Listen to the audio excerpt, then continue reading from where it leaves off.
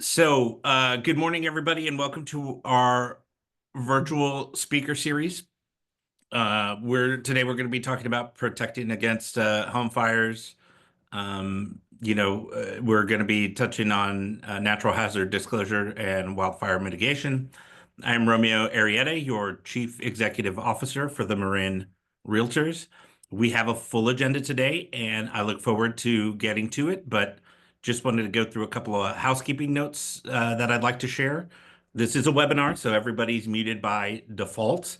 I ask that if you have any questions, please type them using the Q&A feature, which you can see at the bottom of your Zoom screen. You may have to hover your mouse over the bottom for the bar to appear and that button to pop up. I'd like to recognize our president for 2024, President Joe Burns, and any of our board of directors and committee volunteers who are present on this webinar. Before we get started, I have an important disclaimer, which we do for all of these webinars. The views expressed by our guests are their own and not necessarily those of the Marin Realtors or any affiliated entity. Also, nothing should be taken as legal advice, nor shall it be considered as tax advice. As always, ask your broker or manager if you have any questions, and work with a professional in whatever field the question you have is in. We are recording this, hopefully you can act accordingly, and we will send out the video recap as soon as we are able to. I'm going to toss it over to our president, Joe Burns.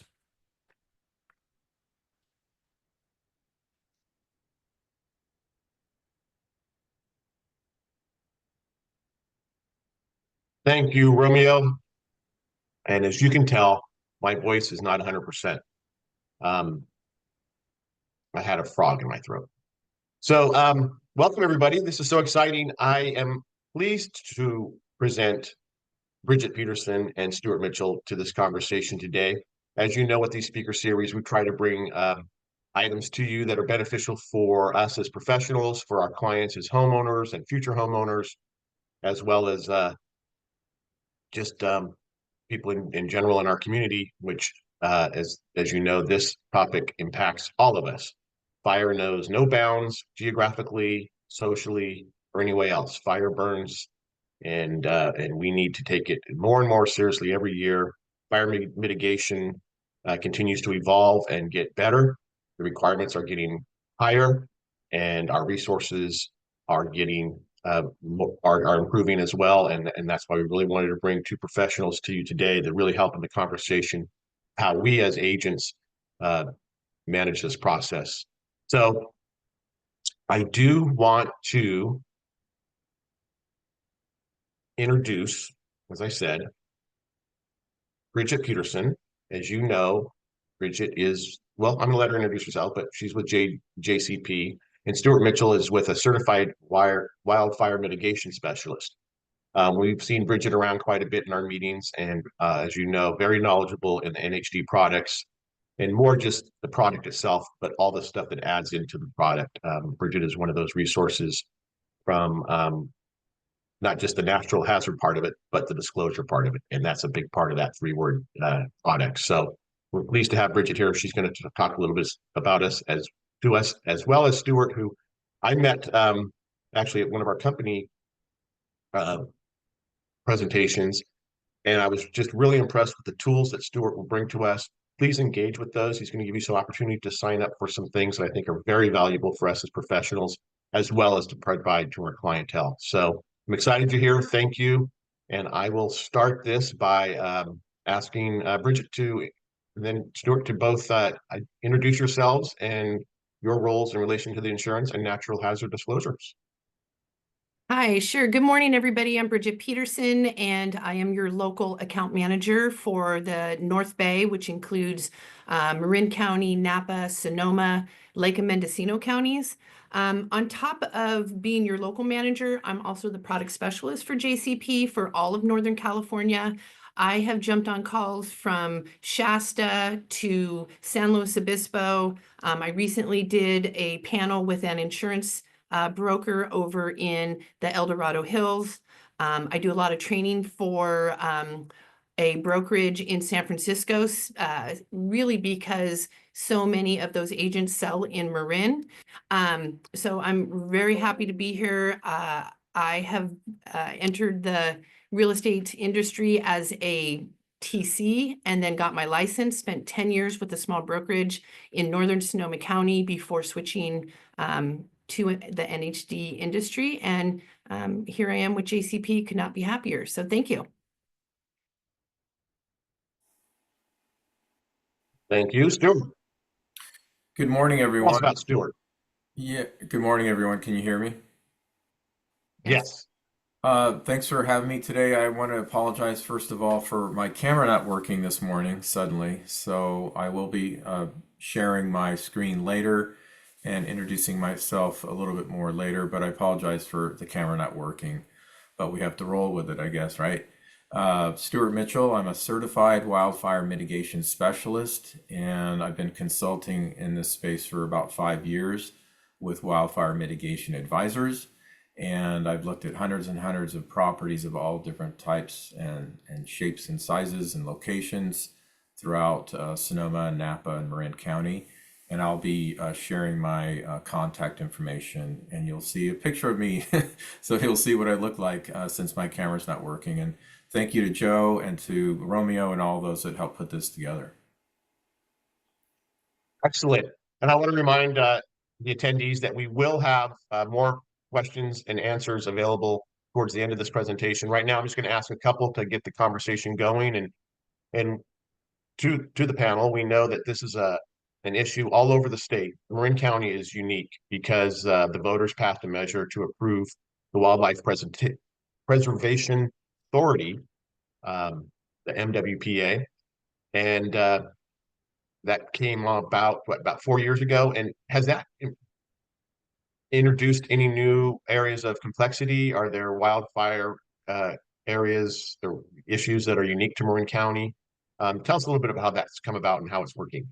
Sure. So, this really isn't an NHD question, but, my experience with the MWPA is that it really shows how progressive Marin County is. The purpose of the Wildfire Authority is really in gathering funds that then they distribute by looking at how to benefit the county as a whole, is how I, have experienced them. Then they have other offshoots such as Fire Safe Marin that, is their outreach, but is under that umbrella. As far as does it create more complexities? I don't think so. I think it is needed. I wish that they actually probably oversaw a little bit more so that you could have a more cohesive set of rules in Marin County, and that could be where they're going. I don't know, but at this point, I see them more as, they're the conduit that the funds that are raised every year, come into that and then are distributed out. And I'm sure that they also are, talking with all the local authorities, fire authorities, and making sure that everybody is on the same page of where to spend those funds the best. So complexity wise, I don't think so. I think Marin's complicated before this came about in 2020. Thank you. Mhm. I will say that that was a bit of a softball. So now, as you brought up, compliance is kind of everything. And please explain to us the steps that agents should take in finding that critical information about properties in fire zones, and then maybe, getting into the significance of AB 38, which everybody should have on the top of their tongue whenever talking to clients and homeowners, and the different zones for properties between CAL FIRE maps and triggering the AB 38 Sure. disclosures. So let's kind of break it down to, are there any wildfire-related issues unique to Marin County? And in that, no, I don't think there are any unique things. I think that cities in Marin have started, I mean, you guys are just so far ahead of the ball. You started doing, these inspections before AB 38 was passed. So I think that that's where the complexity lies, is in cities were passing ordinances before AB 38 came about. It's important for agents to know that AB 38 is the state's minimum of what you should be doing. Defensible space is not new. It's been around, since after the Oakland fires. What is new is, how do we make sure that people are doing the defensible space? Because if you go back to, the Tubbs fire, what we found out was people aren't doing their defensible space, right? So I think number one is the difference between county, city, state. You have to go to start with your NHD company, because the reason you're hiring an NHD company is to take the liability off yourself. So the first thing you're going to do, whether you're taking a listing, you have a listing appointment, if you know it's in a complicated area, I believe any NHD company will allow you to order a NHD report to take as a tool on your listing appointment. Or once you get the listing, the first thing you should be doing is ordering your NHD report. NHD reports are not paid for until close of escrow. They're paid out of escrow. You can always update your NHD report, so there's no reason for you to wait. It's going to give you what the property is in, if it's in an AB 38 zone, right on the statutory signature page. That's where you should be looking. Every single NHD company is required to report the same and use the same maps on that statutory signature page. The state was a little bit behind the ball. They passed AB 38, but that signature page didn't allow for a one line item, yes or no, AB 38. So the state passed a law, AB 1280, that went into effect January 1st of this year. And what that did is it brought that statutory signature page up to date, and it simplified where agents and consumers can go to determine if a property is in an AB 38 zone. So it clearly states, is this property in a high or very high, pursuant to the California Department of Forestry, which is CAL FIRE, and we tell you yes or no. And then right below that, there are 3 line items, and those are the 3 fire hazard zones that trigger AB 38. It's always either going to be in the LRA very high, or it will be in a state fire hazard zone, which would be the high or the very high. Those are the 3. It does not say on there, pursuant to, a high or very high fire hazard severity zone, pursuant to Central Marin Fire District, City of Corte Madera. It doesn't say that. It says per Department of Forestry. So that is the first step that you should be going and checking. I would also suggest that you don't hesitate to reach out if you have questions. That is what your local NHD rep is there to do, is they're there to assist you. So make sure that you, no matter who you're using, make sure that you know who that person is. Make sure that you trust the information that they're giving you. The next thing that I suggest people do is Marin County, again, ahead of the curveball. You guys have the Marin County AB 38 lookup tool. I would use that. You put in an address or an AP, and it's going to come up and give you a little screenshot of this property is subject to AB 38 or it's not. And then it could say this property is not subject to AB 38. However, it is subject to a local ordinance, and this is who you contact for that. Most NHD companies also have that information in their report. But again, this is just a secondary. I would make sure you understand that the lookup tool is fully automated. What does that mean? It means that sometimes those automated systems don't pick up on certain nuances.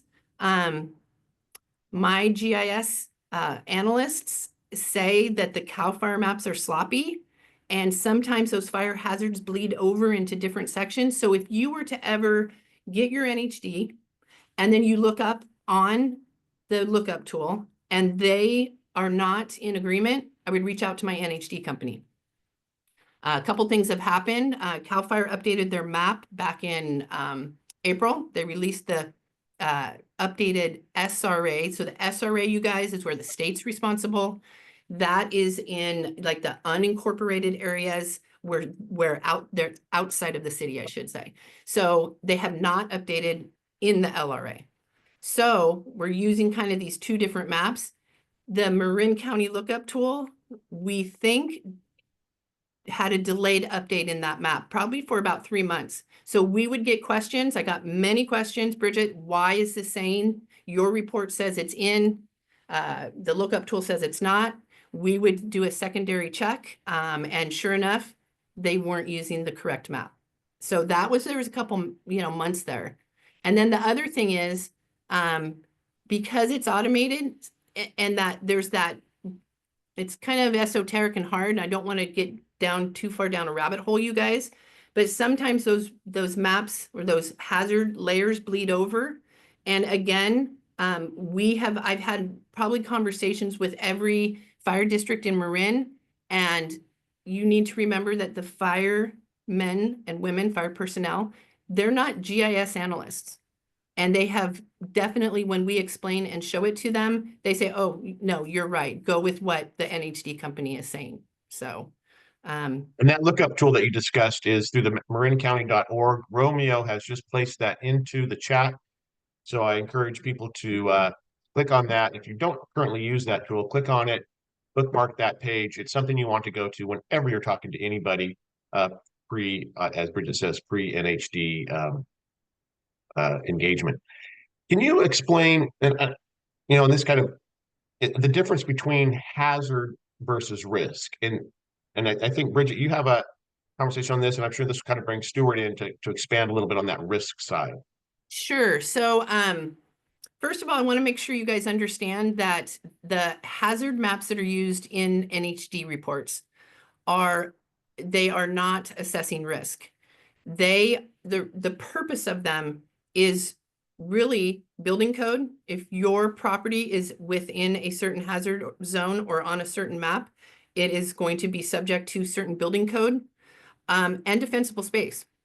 So that's kind of one of the big things to understand. But really, hazards based on physical conditions that create the likelihood of fire behavior. Things like topography, fire history. A huge thing when they updated the SRA maps, they took into consider extreme weather. And if you think about all of our big fires that we've been having since 2017, what has really been the driving factor behind that? It's been the weather. And so that is the type of thing that a hazard map is assessing. They also look at fuel loads over like 30 to 50 years. Risk is more potential damage under existing conditions. So that's where your mitigation comes in. That is what your insurance company is looking at. They're looking at risk factors. How far away are you from a fire department, a fire hydrant? What is your access? There's a lot that they're looking at. So I will let Stuart expand on the risk portion. But I get a lot of questions of CAL FIRE's updating the maps. It's going to totally affect my insurance. That is not the case. Insurance companies have their own set of metrics, and it goes far above what fire hazard severity zone you're in. So I hope that helps. Yeah, good, really good answer. And I would just add to that, Bridget and Joe and everyone, that there are countless risks that can be found on and around a property. So that's one of the things I really focus on is what is a first responder actually looking for? What are they concerned about? What are they pleased with? What are the numerous factors on your property that relate to what's going to reduce or increase risk? So, how are the vehicles moved out of the way, or are they moved out of the way? On and on and on. What are the things that are stored around the house? What are what are ways to reduce risk from one tree that someone wants to keep? Because I'm not an enforcement person, I'm a consultant, I'm an educator. I can say, well, we could reduce risk by doing it this way. So there's countless risk factors that insurance entities and even highly trained fire officials don't have time to see. And those are the kinds of things that I can help with on site versus the hazard maps that Bridgett was talking about. Those are things that are sort of bigger in scale, weather and topography, et cetera. Thank you. I will just remind everybody, if you got here late, Stuart's camera is not working. It's not that he's shy, it's just that he can't show his face, but he will show us a presentation that he'll upload, and you'll get a glimpse of him in there, but it's not due to his shyness, right, Stuart? That's correct, and I apologize again. No problem. Just want to make sure. So go ahead, if you want to expand on that and show us your screen, kind of give us a little bit of that insight that you're talking about there. That'd be great. You want me to, Bridgett, are you sort of done with your? Yeah, I think Okay. if Joe has other questions, I can address those later. And but go ahead, Stuart. Okay, let's see. Are you guys able to see that? Yes. Okay, great. So let me introduce myself again a little bit more to tell you how I got into this work. Before doing this work, I was actually I ran mental health programs in Sonoma County for many years. Not as a clinician, but running mental health programs. And after that, I was a FEMA crisis counselor for survivors of the fires in 2017. And through that work, I got to get to know, there's my contact information and what I look like. Sorry again about my camera. I got to know what people go through when it comes to losing their homes, almost losing their homes, having their sibling lose something, et cetera, et cetera. And I also got to know a number of first responders, and they are a very special group of people who I have a tremendous admiration for, as many of you I know do. And what I learned through them, many things, including the two top things they worry about, I would just mention, are cancer and traumatic stress. And I was told that by a number of them privately. But also, one of the ways that we can help first responders is to prepare a property. So a lot of times during a big evacuation event, we're listening to AM radio and people call in and they say, can we bring pizzas to the fire station? Thank you so much. And if the chief is on his or her game, they'll say, what we really want you to do is to prepare your property. So that's part of my mission, is to look out for them, to give them a property that they can actually locate, which sounds funny, but it's not funny at all. Potentially defend, and then the ultimate goal is for the home to be self-defended, because we shouldn't rely on first responders getting there. Very briefly, I'm committed to educating people. I don't sell any services or products directly. I'm a consultant on that person's property, and I've looked at individual homes, HOAs, ranches, commercial buildings, etc. And I take my time to educate, say, the HOA board about what the priorities are. And I'm giving an objective evaluation of what the strengths are on the property, which is very important, and also what the challenges are. And while there are countless things that could be seen on a property, say there's 39 things that I think should be improved. Well, people get overwhelmed and their budget comes to mind, which is relevant. But I'll say on this property, these 4 things will dramatically reduce risk, back to that word earlier, and start there.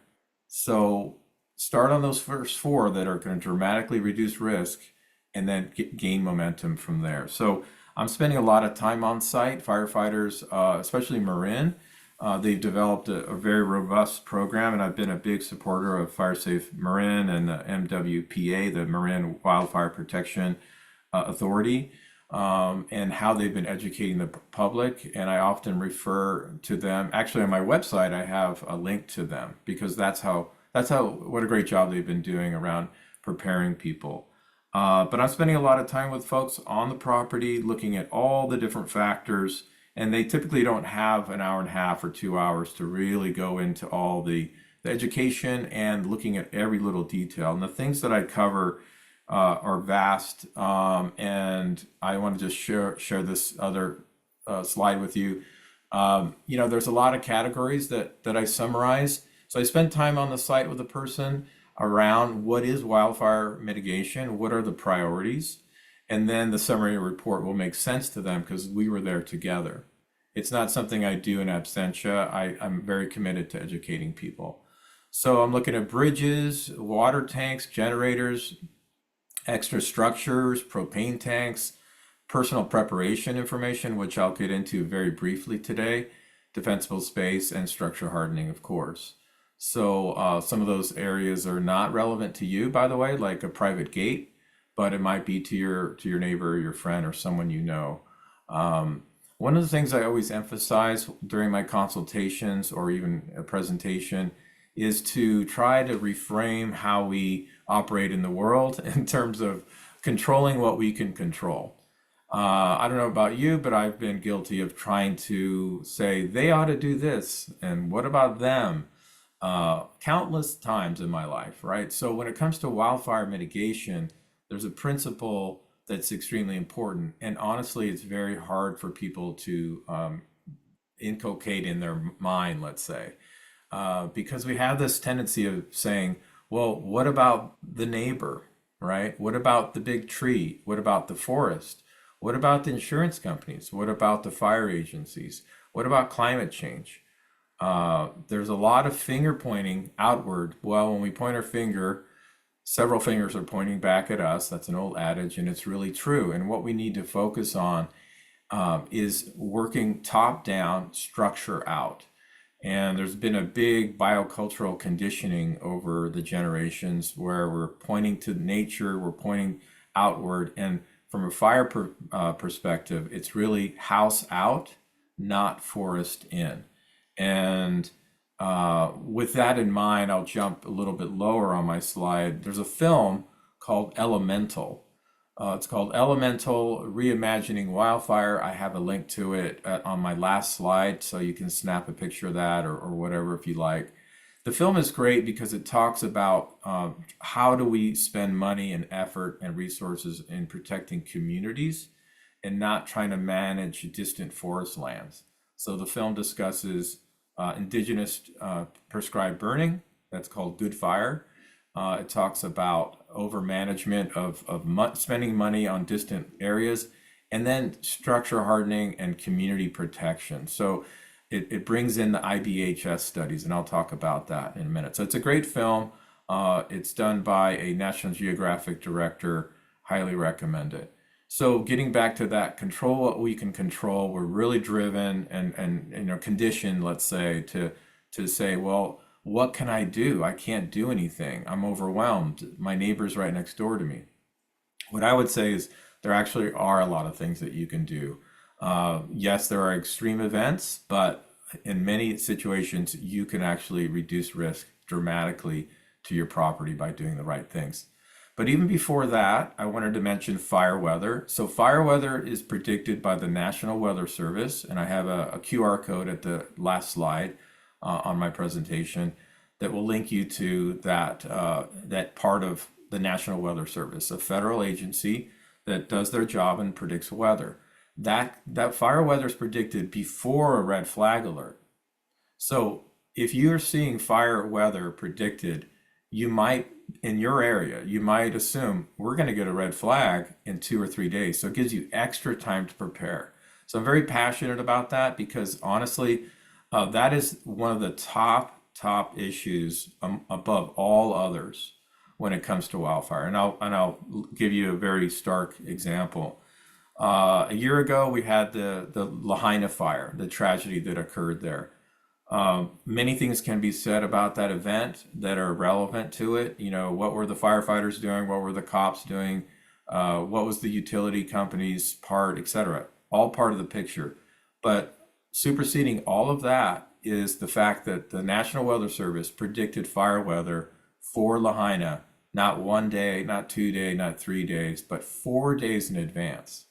So if the local authorities had decided we're going to evacuate people, 100 lives would have been saved. In 2019, we had a fire called the Kincaid Fire in Sonoma County. The local authorities said 4 out of 5 weather models predicted that if it breaks this point, we're not going to be able to stop the fire. We're not going to be able to evacuate everyone all the way to the coast. So they made a very difficult decision, and they evacuated about 200,000 people from Sonoma County in 2019, and a lot of them went to Marin County, by the way. Thank you very much. You were neighborly and helpful, but that points to the impact around getting that knowledge early, evacuating early, especially if you have horses and different issues. And then before you leave, I'm not going to go into any of this in great depth right now. I'm going through a number of things quickly. Prepare your home. So you're putting away all your combustibles, you're moving vehicles out of the way, etc. These are the things that I cover when I'm on your property. So moving to this concept of over-reliance on what I call the cavalry, for lack of a better term, sorry about that. This next slide points to the Point Fire. In 2024, this year on Father's Day, we had a fire that was about 1,200 acres, and it came early in the year. And so the fire authorities thought, wow, let's send a bunch of folks up there and do structure protection. So they literally sent, on a 1,200 acre fire, they literally sent about 1,700 firefighters to that fire. Now, why did they do that? Well, because they had them. It was early in the year, and they were available. So it was a good opportunity to assist and to practice. What that points to is that we shouldn't rely on that happening. When the fires multiply and there's other events, they go elsewhere. So then in July, I believe it was, or August, the Park Fire happened in Butte County. I went to that fire, that's another story, to assist people, but we had 420,000 acre fire there, and there was probably 8,000 firefighters on the line at some point. So my point is, when you have a fire in your area, we should prepare a property so that firefighters and other first responders can locate it, for a medical call, a law enforcement call, etc. And make it defendable, but don't count on them coming. So here these pictures show the fire on Father's Day in 2024. The middle picture indicates a shot that I took of a home with highly dubious defensible space. So that's a reminder that we should care for our first responders, but don't count on them coming up, and try to make your home as self-defended as possible. Moving on to insurance. So insurance is extremely important. It's very problematic situation on many levels, and it's very complicated. But I just wanted to break it down very simply from my perspective, which is life, home, policy, and cost. So if you were to see me right now on my camera, I would have my four fingers pointed horizontally, and I would say, number one is life safety. Number two is not allowing your home to burn down. Number three is the policy coverages. And number four is the cost. Now I'm rotating my hand the other way, upside down, and I'm inverting that. Most people put cost number one. That's natural because they get a monthly bill. And they don't really want to talk about getting hurt, which I completely understand. So I'm flipping my hand back over. Life is number one. It sounds silly, it sounds obvious, but trust me, after talking to hundreds and hundreds of people, cost is usually number one. I'm really committed to people not getting hurt and also not losing their home. Those are my two main motivations. So defensible space, I mentioned that earlier with the elemental film. We're looking at folks, not forests. That's a little phrase I threw in there. We're really trying to help people prepare for wildfire and devote funds towards communities, especially communities that have low or middle income, where they need assistance on proper guidance, how to spend money on their property. A lot of times, the mass majority of the time when I come to someone's property, they're actually spending money on the wrong things. I see it all the time. And so they're also concerned about plant type. So defensible space can be described as type, location, and maintenance. So plant type, eucalyptus, Doug fir, rosemary, that kind of thing. That's an important component, but often even more important than the type is the location, because that determines connectivity of fuel or connectivity to another asset like a building, and then the maintenance of that vegetation. So here we have 4 slides. The top left slide is a picture of an HOA that I went to in Napa a couple of years ago. Very nice HOA right next to the golf course. And they called me and they said, Stuart, we want you to help us with the creek. We're really worried about the creek and the creek and the creek. And I say, okay, sure. I'll definitely check out the creek, but I really need to look at everything in context. So lo and behold, when I pull up, what do I see in the top left picture? That's the story I'm describing right now. It's not the creek. The creek is not irrelevant, but it's a much lower priority. Why? Because they have bark mulch on the ground. They have a little vegetation next to it. Then they have an Italian cypress tree above that, right next to the home, under an eave, next to a wooden connected fence. This is the worst case, one of the worst case scenarios. So this is what I see all the time, is that it's the park, it's the forest, it's the neighbor, it's the big tree. Again, the high priority is the 0 to 5 foot zone. The next picture on the top right is just another indication of a beautiful trellis with wisteria growing on it. When it blooms, it's gorgeous, but really a bad choice. And then the lower left picture shows something that I see all the time. This picture was taken during the 2020 glass fire on the border of Napa and Sonoma County. And it's a home, nice home with mulch and a huge 12-foot long rosemary bush right underneath the eave next to a window. That's one of those things that if a firefighter has time and they've got the orders and they're doing active structure protection, that's one of the first things they'd cut down. They will cut down a wooden connected fence. That's a very quick, and then they'll be raking all the mulch out of there with their rakes and shovels and whatever tools that they have. So those are the kinds of things that will dramatically increase risk on a property, and those are the things that they have to do in emergency situations, and we should do it for them. The last picture on the right is just a good example of, a good 0 to 5 foot zone defensible space. It's got a little low growing grass in between the pavers, and then there's a sneaky spot here underneath this stucco wall. Behind stucco is, many of us forget this, but there's wood. And so, yes, this surface on the outside is resistant to fire, but at the bottom edge, there's exposed wood. And typically when I put my hand down under there and I flip my camera around and take a picture, I see exposed wood. Why is that important? Well, it's a feature that's been forgotten by the builder, and there should be a metal flashing underneath there. Often there's not. The wood has never been coated with anything to preserve it. And so that's a little component, but it's very significant when it comes to saving a home.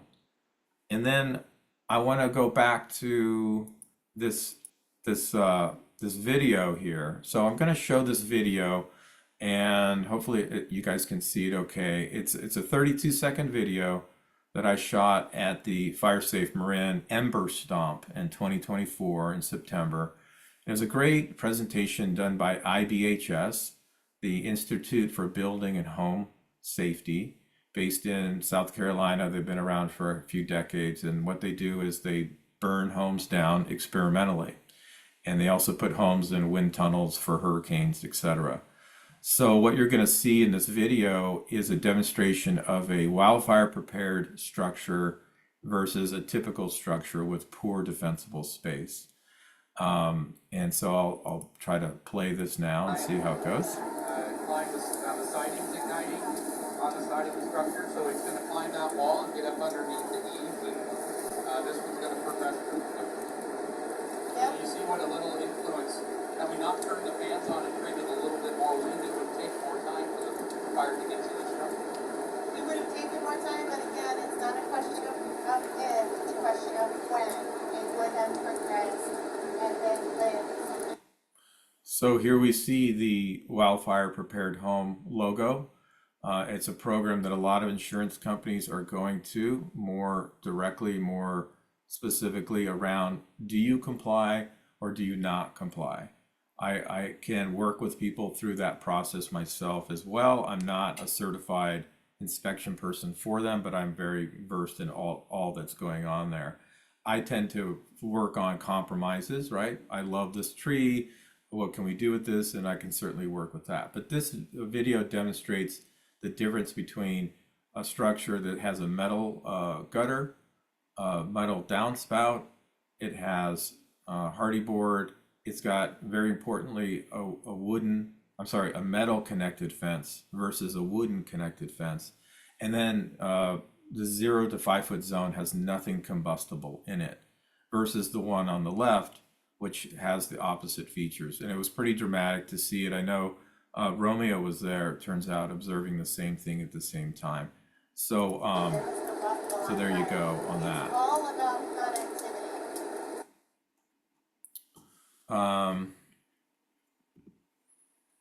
And then briefly, I just wanted to mention what I always talk about, which are three non-magic bullets.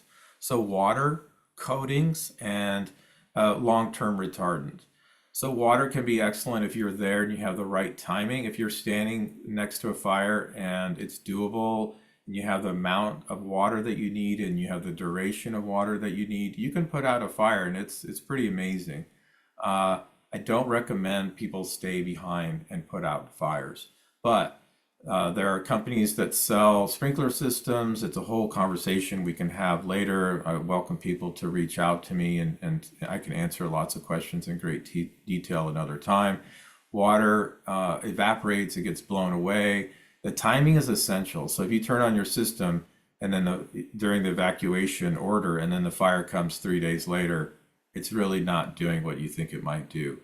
A coating is a Class A fire retardant coating, so you can coat wood or other material to resist combustion and flame spread. And it's not a plan A, and that's why I say it's not magic. It's an extra tool in the toolkit. So if you have that wooden connected fence and you tell me, hey Stuart, my dad made that, I really like it, I don't want to get rid of it, I'll say I don't recommend it in the 0 to 5 foot zone especially. But if you give it defensible space and you coat it with a Class A fire retardant coating, it will help. It's an extra tool in the toolkit. So not plan A, but an extra tool in the toolkit and part of plan B. The last one is a Komodo, is a type of long-term retardant that can be sprayed on vegetation. It does the same kind of thing, and it'll last from, say, May to November when we don't have rains during the summer here. It'll tolerate 2 or 4 inches of rain, and it puts a light coating on the vegetation, a light white chalky coating, and it reduces combustion. It's very impressive. You can look it up later on your own. But I pointed out as an extra tool, but not something to over rely on. And then lastly, I'll just wrap up by talking about another passion of mine, which is community-based organizations. MYN is Map Your Neighborhood. You may have heard of these, or Meet Your Neighbor is another way that they have framed it. That's a FEMA program. COPE is the Citizens Organized in Preparation for Emergencies. CERT is Community Emergency Response Team. I'm a CERT trained person. That's part of my background, is just a community-based, safety-minded person. It's a great organization. You spend about 8 weeks, usually at a firehouse, 2 hours each week, studying and learning more comprehensive dynamics around first aid, triaging. And what the idea there is that when the authorities are gone, we are doing it for them. Fire Safe Marin, as you guys know about, Fire Safe Councils, Firewise USA, insurance companies are are using them as a discount, and it helps people prepare their communities. And the Halter Group is an organization that helps with large animals and small in terms of how to prepare during an evacuation. So I'm wrapping it up now. I know I shared a lot with you. Reach out to me if you have any additional questions, and I'm available now. Here's some QR codes and some other links. And so thank you very much for your attention, and I appreciate the opportunity. Thank you, All Stuart. right. And can we please leave Stuart's slideshow up there for a minute? I do want to pitch, because I use it and love it, the Watch Duty app. If you don't already have this on your phone, please download it. Hopefully that QR code works. If not, just do a Watch Duty search and look for that little icon of the flame as your guide to the correct app. It's super valuable in alerts. If there's anything starting in your area or an area you deem to watch, like I watch fires around my daughter's college, so I could be the first one to notify her, get the heck out of the dorm. But it's a great tool, and just one of those extra things that we need to be conscious of right now. Thank you both. We are going to get into some questions. I do want to get back to that Ember Stomp really quickly. That's such a great video. And yes, Romeo was right there. He didn't start the fire, but in full disclosure, Romeo is a board member of Fire Safe Marin and was volunteering that day. I got out there to see him and see some of this stuff. And that's what the association does behind the scenes too, is get to some of these events, and we sponsored it as an association, and we see the value of that for our industry. And I thank Romeo for being a board member on that. We are looking to make these connections within our community all the time. I see if there's one question at least, maybe two. So I'm going to give you guys this. First, and I think you kind of touched on this. Is it CAL FIRE that creates the LRA, SRA maps that the NHD and the state use? And I know you're going to answer that one, Bridgett. And then for Stuart, do you ever see the city of Marin or the county restricting the number of cars per property? We have the small, narrow streets in Mill Valley and Sausalito, neighborhoods. They park a lot of cars on streets. I know that the codes require the 14-foot width for fire personnel to get past, but do you see the number of cars per property having an impact on fire escapability? You want me to answer that real quick right now? Yeah, and let's give Bridgett really quick. Sure. I think she could confirm that first question really quickly. Sure. So before I start, you guys, pardon me, I want to jump in and just give a shout out to Watch Duty. Sorry.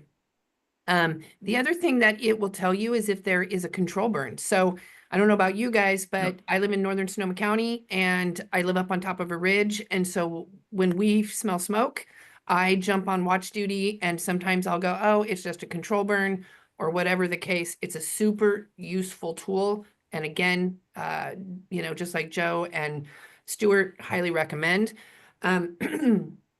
So getting back to the CAL FIRE maps, CAL FIRE is mandated by the state to create fire hazard severity zones within the SRA, state responsibility area. When we're talking about responsibility areas, we're talking about financially responsible, because we all know when there's a big fire, it is not just CAL FIRE that's there, it's an all hands on deck.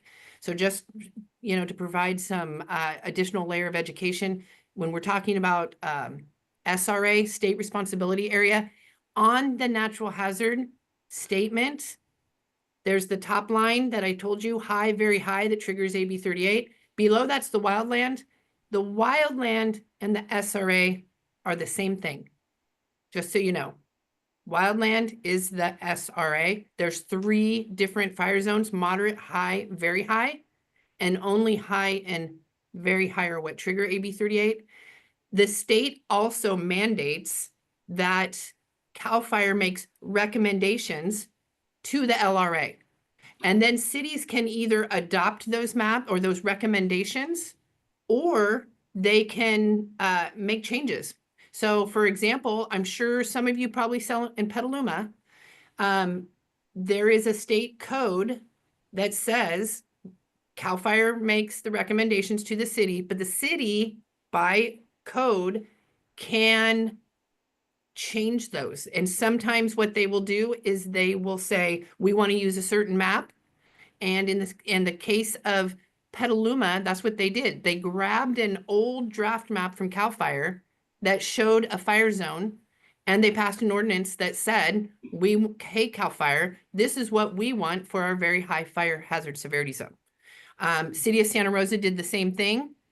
In Marin County, it's different. You guys passed ordinances before AB 38.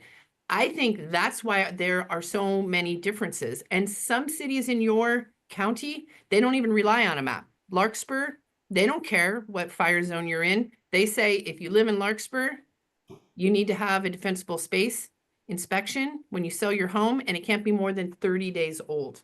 So a little bit all over the place. I want to make sure also you guys understand when we're talking about AB 38, we're talking about reporting. There's certain reporting standards. It's not just an inspection. It is, you have to provide that FHDS form. That's kind of a big deal. Okay, And again, it's complicated in Marin. So reach out if you need help. I'm happy to do that for you. So great. Thank you. Stuart, there was a mention of your the QR code not working Mm. on your site, but they found it. Back to the parking in the small narrow streets, and then also a pitch for Nixle and Alert Marin. I think they're all valuable tools, but if you have any discussion on those. Yeah, so briefly, regarding what Bridget was just saying around defensible space, typically 4291 is a public code for the state of California, and it's pretty minimal. It's very critical information, but it's very minimal, and they're typically not looking at structure hardening issues, etc. So regarding the access and thin roads all over the place and dead end roads, etc. Again, a lot of these communities were built a long time ago. Cars were less common, etc. So the way I would answer that very, very briefly, because we're limited in time, is that they're not going to have the time to enforce that kind of thing. It really goes back to education around where to park your car, getting things out of the way. And I would add to that in many neighborhoods, this is very hard to hear, but even if you had a policy that would cover the rebuilding of your home, which is very expensive, the county or other authorities may not allow that home to be rebuilt in that location. Why? Because there are septic issues, there are access issues, there are fire suppression issues, and that has happened many, many times throughout California where this home, you had the money to rebuild it, but the county or the state says, no, it's not safe, we're not letting you rebuild it. So that is another reason why we really want to not let our homes get destroyed. There was a situation in Sausalito a few years ago where there was a fire in the hillside, small fire, but the fire department had to get up there. And there were some cars illegally parked on the very tiny roads, and they got a nice little kiss from the fire department truck as they went by. And that's perfectly appropriate for the fire personnel to do. And it's a great way to lose your insurance and your car by parking illegally in a fire area, frankly, because you can't But fire, litigate that's behavior. true. That can happen, Joe, but firefighters do not want to damage their vehicles for many, many reasons. Yeah, right. Yeah, well, they will. All right. And I think Romeo put in the chat in the question area that you can sign up for Nixle, and it's super easy as well. It's Yeah. more inclusive to all types of emergency situations and very valuable. Same with Alert Marin. Any other questions? You have these two professionals ask about specific situation on a property you might know of. you The guys, remorse of while having you're thinking of a question, I want to make sure also, I live 2 miles up a dirt road, 1 lane. And I came across on, I think it's Fire Safe Marin, they actually had a video of how to safely evacuate if there's a fire and you are up and you need to come down. It was super interesting. I would look for it.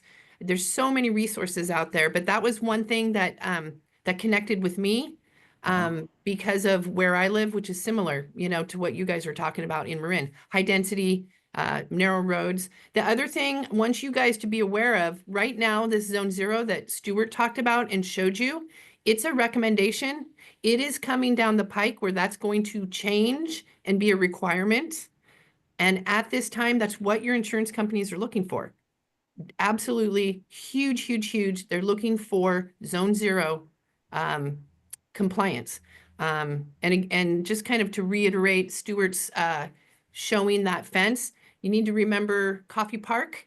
When I talk to agents in Santa Rosa, all I have to do is bring up Coffee Park. 90% of homes are burning because of ember cast. And the fire starts under the fence and it travels right, you know, up to the house. And people connect those dots when they think about Coffee Park. That is the main reason Coffee Park had so much fire damage. Thank you. Well, I really appreciate you two and in this conversation. As our members know, we do these a few times a year, and they really are to bring specific information to our audience. They will be replayed on as we give the video out to our membership, so they'll get to both look at it for the first time as well as go back to it as a resource. It's so important that we always continue to look inward at fire. I love just the simple concept that it's about the house out, not the forest in. How easy have we always done just to say, hey, that place over there, when something in our own yard is the issue. So we have we have really quick, because we do have 4 minutes, and Tyler Grossman asked a question. I really want to get this one. Yay. What do you do if a tree is on one property, but its branches are coming into your defensible space? So neighbor dealership and neighbor relationships, and how to deal with that, which happens So a lot in Marin. yeah, that happens a lot. So what I would say is, you know, typically if the branches are over your property, you're allowed to cut them, and you know, you want to try to have good communication as much as you can with your neighbor for obvious reasons. And so again, it puts us in a position of like, well, what can I do? And I get it, I understand, I'm not minimizing it, but there are different things that can be done. There can be ladder fuels on your side of the fence. There could be ladder fuels on their side of the fence that will light up that tree. The branches are on your property. Do you want to cut all of them off and hurt the tree and make it less survivable over time? Well, that tree gets sick. So that's where an arborist comes in. A qualified tree professional can give guidance around that. But again, you want to start from the structure out, and then, you know, emphasize that and then work your way out. And so those trees, depending on the scenario, may or may not be as bad as you think, believe it or not. They may be worse. I haven't seen it, or it may not be as bad as you might think. Thank you. I would add too that certain local ordinances have what's called a good neighbor clause, and you can actually require them to do some of that mitigation based on the local ordinance. So check into that. And sometimes you can have a fire official too, Yep. you know, have a conversation with them. That's an option. And I've done it myself as well. They're like, "Can you talk to my neighbor?" I said, "Yeah, I can talk to him, provide some education, sure." Thank you for that resource. Again, please do find Stuart's company, Wildfire Mitigation Advisors, for future reference and for future engagement when you need it. I want to just close with saying thank you again for attending. Couple of things coming up on the board, two good things. YPN Holiday Mixer. It's going to be on December 10th. You don't have a location quite yet, but write December 10th down as a time to get together with your fellow realtors and affiliates. We have a big event coming up on January 10th of 2025. Write that one down as well. January 10th at 11 a.m. at Marin Country Club. We will be installing the new board of directors and Anna Frost as your 2025 president. A big day for me. Yay. As I'll be relieved of this duty, which I've loved absolutely. So thank you for that. I'm going to turn it over to Romeo to close us out. We're going to just make it in time for the 11 o'clock Wheel of Fortune on CBS, but thank you all for attending. And Romeo, close us out. All right. Thank you so much, everybody. As always, thank you for joining us. We look forward to seeing you at our general membership meeting um, and installation in January. Couple of other things that I want to highlight. You may have received e-ballot notification for our election of our members. We need a certain percentage of our members to vote. We're like down to the last 20. So if you get an email or received an email yesterday or today and you haven't clicked on it from eBallot, please send that. Please click on that so we can get our quorum. Let's see. I just want to thank you to everybody for being a member. And this is just a personal thing that I want to share. Like, my entire career is based on putting realtors into the position of letting people become homeowners and have that opportunity to have that largest investment, that refuge, that home, that place to, be with their loved ones, and those loved ones often include our furry four-legged friends, and all of the things that make a house a home. And my goal is to make sure that you have the ability to do that and help people and lower the barriers to that. And it makes sense that if we go through all of that effort, we want to help those homeowners protect their largest investment and all of the things that they hold dear to them. So topics like this are so important. The other reason why this is very personal to me is that Stuart mentioned, in 2019, the folks that came over from Napa and stayed in Marin. Well, my wife works for the American Red Cross. And so that was very personal because she was helping those folks out when they were at the Civic Center. So I just want you to know that this is my work, yes, but this is personal to me, and I know that it's personal to you and your clients, and so I encourage you to learn all you can and share with your previous, current, and future clients all of this information, because being knowledgeable on this on these issues is what's gonna show one of many ways to show that you provide value. Okay, I'm gonna get off my soapbox here, and Thank you, for coming Romeo. Thank you, Romeo, for saying that. It's very, very important, and I can't agree with you more. I appreciate it, and I appreciate the opportunity to talk to you all today. Yeah, thank you, everyone. Sign off here, and I believe we're only 2 minutes over, so look for the recap video and all of the follow-up information. And don't be shy to reach out if you have any questions. Thank you so much. Thank you.